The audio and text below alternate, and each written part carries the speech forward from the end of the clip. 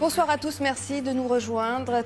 Et puis un pari un peu fou, réunir 80 000 personnes au Stade de France, pas pour un match de foot, mais pour un rassemblement citoyen, une agora du 21e siècle, un rassemblement inédit à la veille du premier tour de l'élection présidentielle.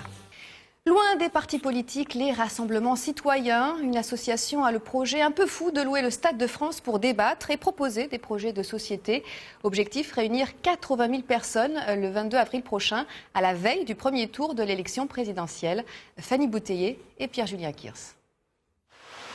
Louer le Stade de France pour une journée citoyenne, un rêve devenu réalité dans ces locaux parisiens.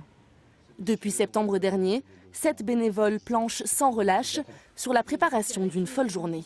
Le projet, c'est de transformer le Stade de France en une agora.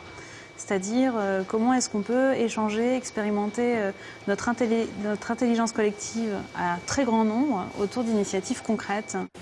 Objectif, remplir les 80 000 places du stade pour trouver des solutions citoyennes aux problèmes d'aujourd'hui. Éducation, santé, famille, transition écologique, rien ne leur semble impossible.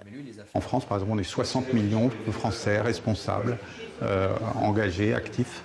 Et là, on peut arriver à faire des miracles et construire la société du bien vivre, celle à laquelle on aspire.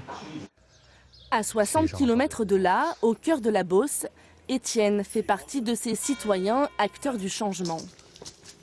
Bonjour Étienne. Vous êtes sans doute Avril. Voilà. Bonjour, soyez la bienvenue. Avril et Yvan veulent promouvoir son projet associatif au Stade de France. Créer ou rénover des logements pour les louer à des tarifs très solidaires. Le but de l'association, c'est de faire en sorte que le logement soit abordable pour toute personne, quelle que soit sa situation sociale et financière. Voici. Ces appartements ont été élaborés au cœur du village, dans une ancienne boucherie. Construits par des professionnels, mais gérés bénévolement et sans profit. Notre projet au Stade de France, il n'a de sens que parce qu'il existe ça. Nous, notre objectif, c'est de montrer ces choses-là et de les mettre en valeur, de montrer que les citoyens sur le territoire font des choses formidables. C'est ça l'enjeu de Stade Citoyen.